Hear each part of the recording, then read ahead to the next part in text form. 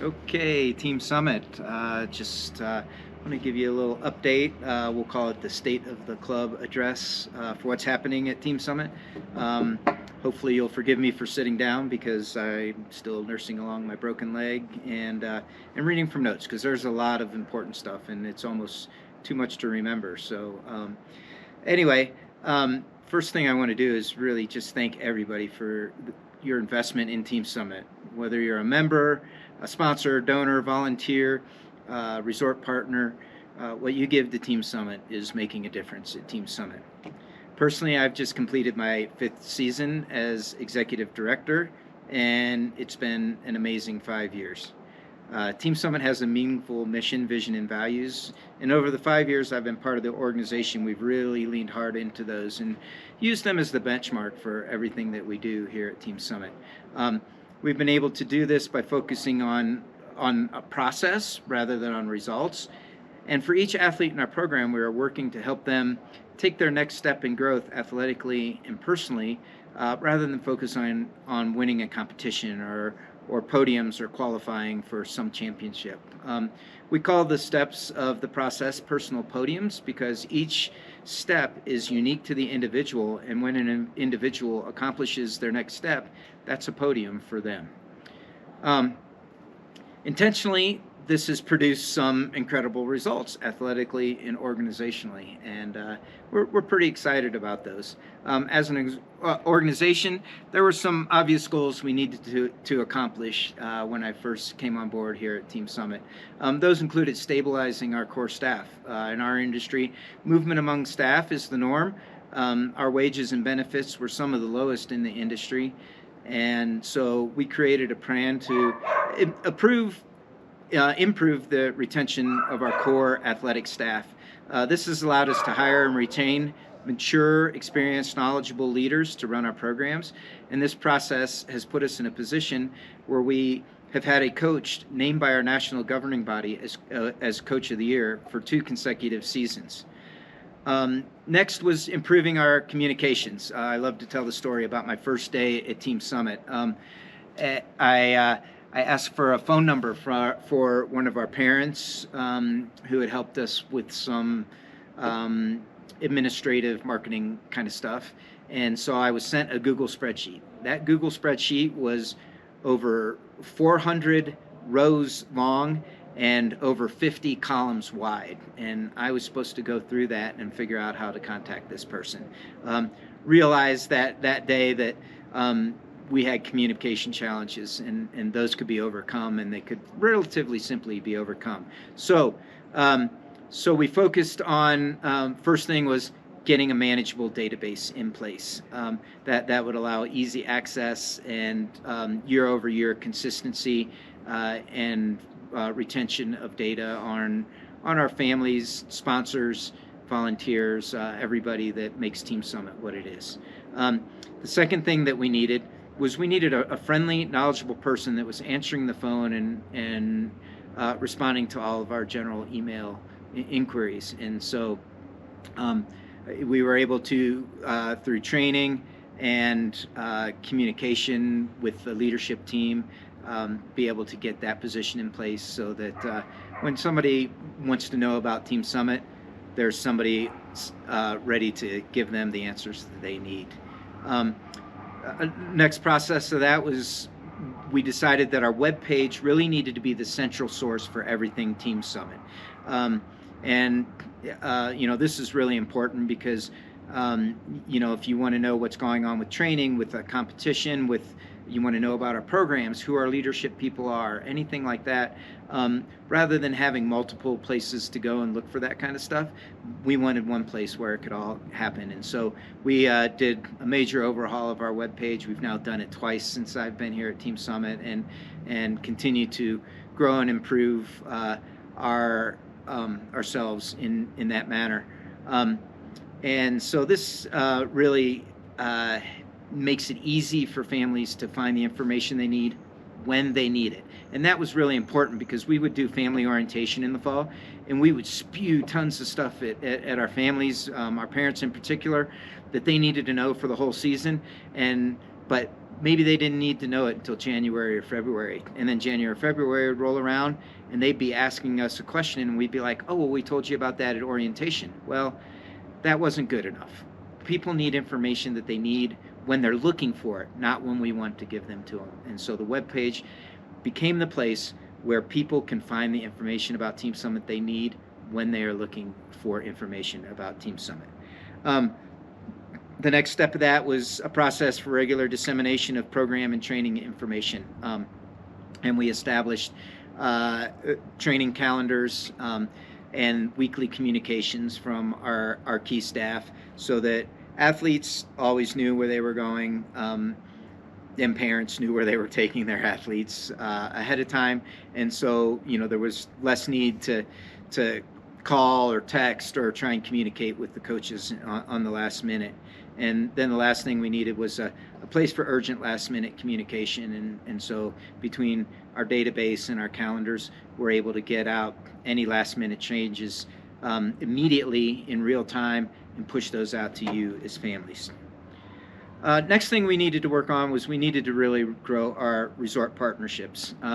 Our programs, particularly Alpine and Moguls, were just moving around all over the place wherever we could find hill space for them at one of our resorts. And that creates a lot of labor on the Alpine side. You've got to put up BNet every time you go to a new training venue. You got to take it down when you're done with that venue, move it to a new resort, put it up on that resort. And it was a lot of labor. Our coaches were doing that labor, and that was time they were spending doing those types of chores and not invested in the athletics of our kids.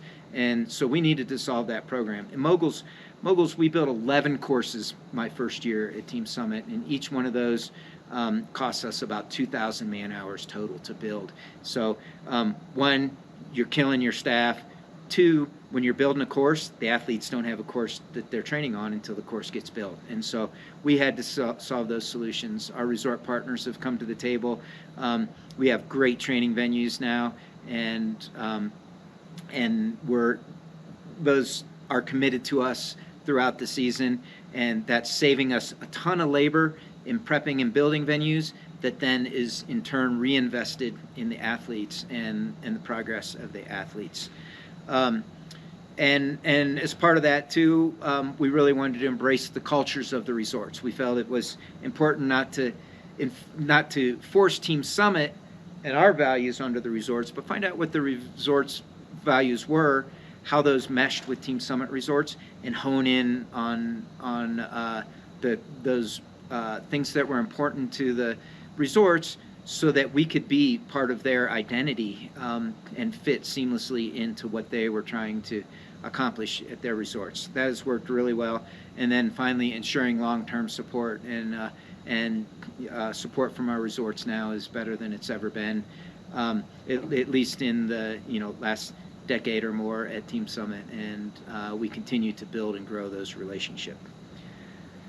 After that, and this is included in our resort partnerships, but we have a lot of snow that lasts a lot longer than the resorts are open here in Summit County. So we wanted to maximize our local off-season on-snow opportunities, and we've had tons of success in the last 3 seasons with this. Many of our athletes are getting as much as 60 days on snow before the resorts even open for the season. So those days are really important because, one, it gives us an advantage. We're getting more opportunities than our competitors are, and then two, those are more affordable because we're not having to take our kids away frequently to Mount Hood or to Europe or to South America and do big expensive camps that sometimes cost as much as an entire season's worth of tuition. And it allows flexibility for our families to be able to jump in and participate in those. But if you miss a couple days here and there, it's not the end of the world, where if you're traveling to a camp, you're all in or you're not all in. And so being able to do it locally provides us flexibility, makes things more affordable for our families and our athletes, and allows us to be leaders in the industry. So we're spending less, costing you less, but we are still top in the competitive snowboard world in the amount of opportunity on snow we're giving our kids in the off season. So super exciting. Um, we the next thing is improving our volunteer support. We do nearly 70 events per year. Many of those are competitions, but fundraising events, community events, things like that. When I arrived at Team Summit, those were mostly staff driven. So great example is first time I went to an alpine race, my first season here at Team Summit. The majority of our alpine training was canceled for that weekend so that all the coaches could come and run the events. The events ran well, and we did a good job with it, but that meant the kids who weren't in the event didn't have training. That meant, again, our coaches were investing time in something that someone else could do that was taking away from our athletes and the training that our athletes were getting. So I recognized that quickly as something we needed to change, and we needed to get to more volunteer-based competitions. What that has led to in this past season, we booked 116 days of boots on the ground volunteer opportunities for our families, and those don't count the preparation days. Those don't count the days doing background work, getting ready. Those are actual event days that we hosted in 2021, 22. That resulted that averages out to actually 1 day of volunteer activity every 3 days in the calendar year. Now, obviously, sometimes they're clumped together, but at the same time, that's a lot that we're doing. And what it took this season, or what we were able to get from volunteers, is well over 3,000 hours of volunteerism from Team Summit families and community members supporting what we're doing with competitions and community events and fundraising. So I don't get to see all of you and say thank you as much as I'd love to go to every event. Often we're doing 3 of them at the same time, and I just can't do it. But thank you for everybody who volunteers for us. That is making a difference in Team Summit and our community and what we can provide athletically to our kids. Next thing we need to do is professionalize our athletics. So right away, I think within my 3rd week at Team Summit, we created an annual periodization plan so that everything we do at Team Summit has a purpose that progresses athletes to peak performance at the end of the competition season. So our whole year was built when I came here to start on July 1st and end on June 30th. Well, in reality, athletically, we need to start preparing for next season on May 1st and prepare all through the summer for the next season, and then our end of the season competitions, championships happen in March and April, and at that point we take a little break, and then we start preparing for next season. So we shifted our athletic year right away. We put out blocks of times where we were focused on strength and conditioning, fundamental skill development. We moved into times where we begin race preparation or competition preparation, and we're focusing on our competitions, and then we cap that off with championship season. Very short window of time for that, and then finally, like I said, we take a little rest break in April, more towards the end of April. Catch our breath, go somewhere warm, sit in the desert, ride our bikes, and be fresh and ready to start again on May 1st. So that was step 1. Step 2 was we needed a human performance plan, and by human performance, we were talking about everything that's not on snow training that makes us better on snow.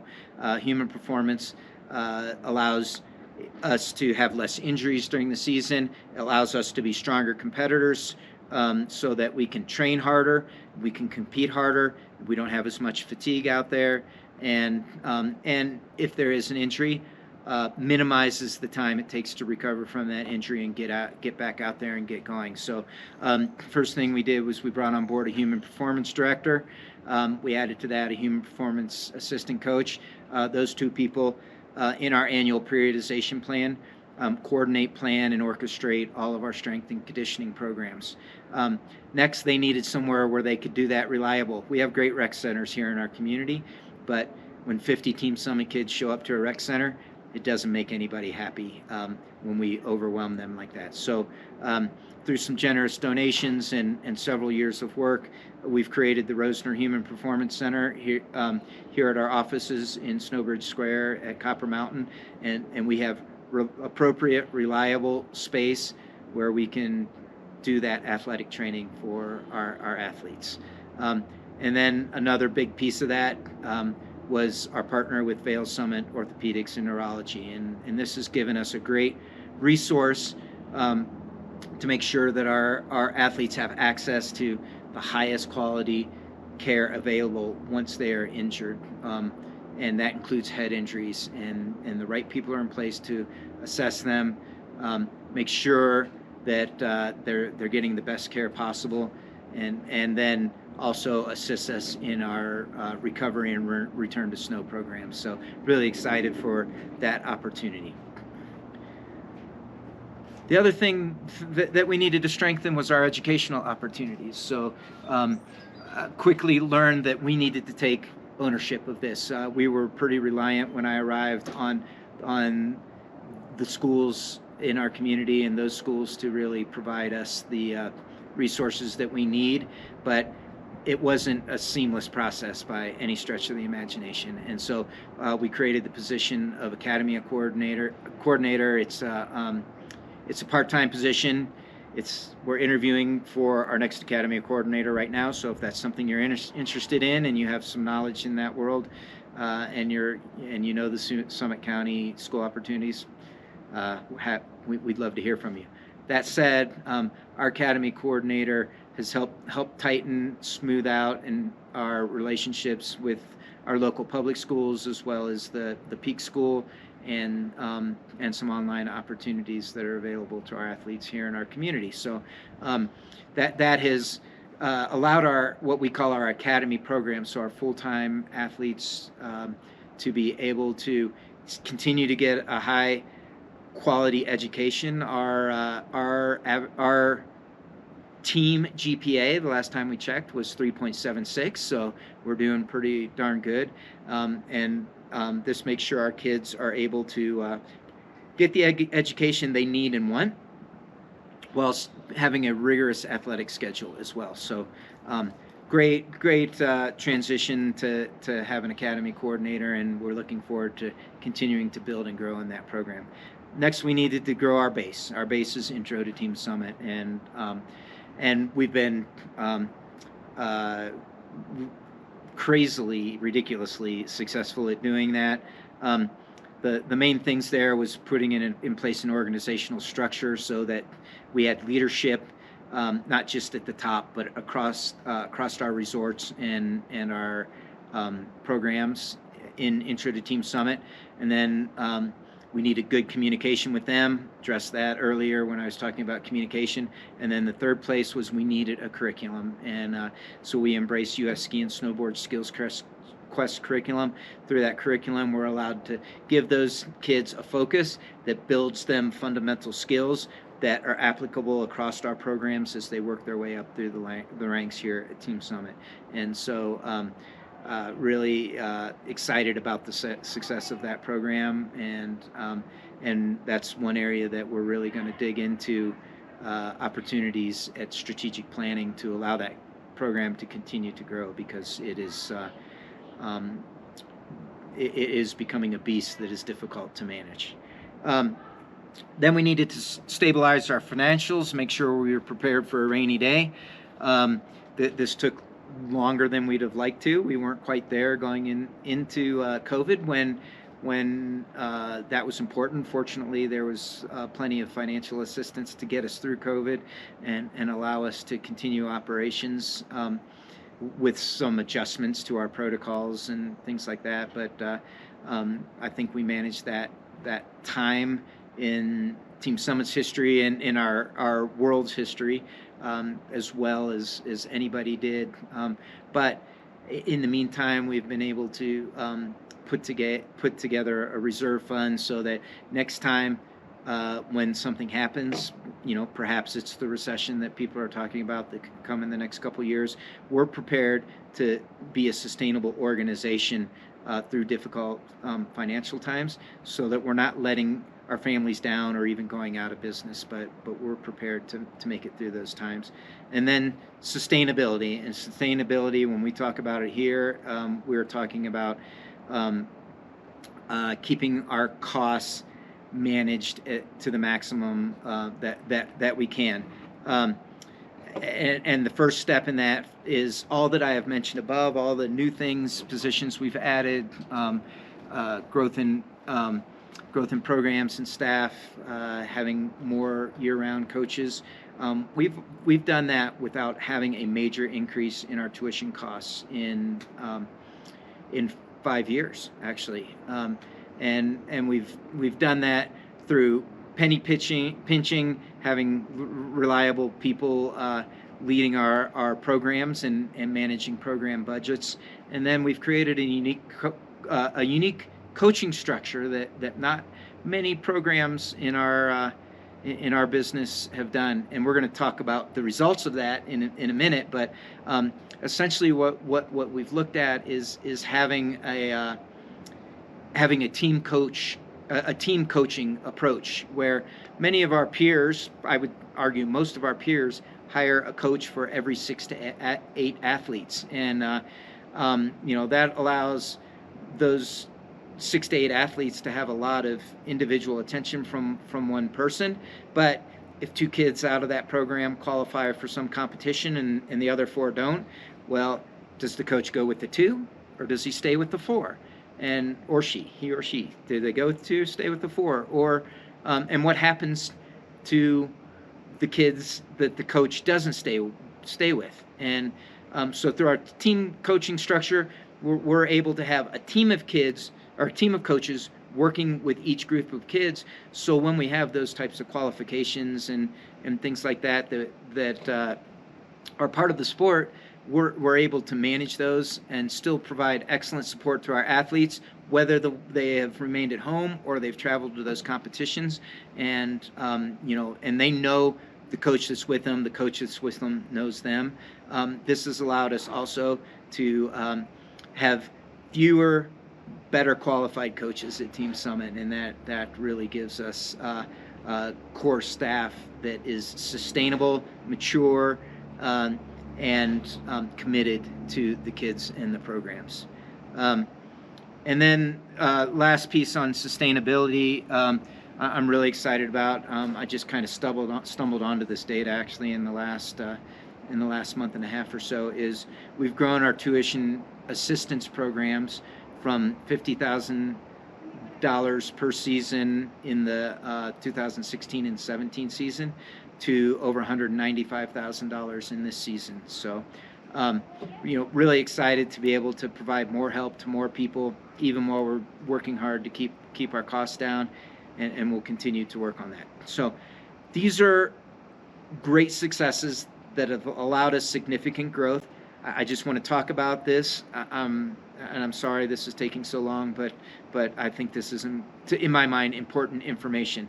So here's some kind of by the numbers things that the changes that I've been talking about have allowed to happen at Team Summit. First one is the season before I was at Team Summit, we have 470 athletes on our roster, but about 40 of them were long-term drop-ins. So they were here as little as 3 days, up to a few weeks of the season. But those 40 people weren't really part of our community. And so we made the decision that we would continue to have long-term drop-ins, and we do, but that we wouldn't count them as part of the Team Summit community, because they weren't here long enough to really develop that depth of relationship here at Team Summit. So 470 minus 40, about 430, maybe a few more kids the season before I came here. This past season, we had 654 athletes, and those are fully enrolled in a Team Summit program athletes. So super, enthused about that. That just one shows a lot of trust on your part, because you bring your kids and you keep bringing them back year after year, and what you're telling your friends out there, because word of mouth is really our primary marketing tool. What you're telling your friends has them interested and willing to come and be part of Team Summit. So excited about that. We received gold certified club status. So U.S. Ski and Snowboard Association has a process where if you achieve certain standards of excellence in all that you do, from finances to safety to athletics, then you can be ranked bronze, silver, or gold, and so we gold being the highest. Obviously, we achieved gold status 3 seasons ago, and that puts us in about the top 1.5% to 2% of all clubs in our country. This year we've been nominated for Club of the Year, so we won't know the results of that for about 2 more weeks, but that's really exciting. That means that our peers, again, that nominations comes from U.S. Ski and Snowboard Association, and it's our peers who are recognizing that Team Summit is, even if we don't get Club of the Year, they've recognized that we are one of the best clubs in the nation. So very exciting. We have many personal podiums to talk about, and I don't think we have time for all of those, but keep your eye on our social media posts, because we pump them up, whether they're athletic or academic or personal success stories outside of our sports, but we pump those out there. But here's some focusing on that process rather than podiums. Tends to, for some kids, produce the podium. So we've had 1 or more athletes named to the U.S. ski team 3 consecutive seasons. This season we have multiple national championships. I think nearly a dozen not national championships, national champions. So I think nearly a dozen national champions this year across our sports came from Team Summit. We have more podiums in national championships this season than we've had in the last 5 seasons combined. According to the U.S. Ski and Snowboard team, we have the 3rd most elite alpine athletes in the nation. So that's compared to every club and every academy that there is that's sending kids to the U.S. ski team. We have the 3rd most elite athletes out of all those clubs. For the 2nd year in a row, we've had overall Rev Tour winners in skiing and snowboarding. We are consistently having athletes named to represent the U.S. at Junior World Championships. Most importantly, though, we've created a culture that embraces every athlete, celebrates them, whether it's winning a championship or learning a new trick or gaining the confidence to try something new. We have a culture where every kid and what they've established as their personal podiums matter and are important, and we celebrate those with those kids and athletes. So where does that leave us today? Well, the first thing is we're starting strategic planning this summer to look at our future.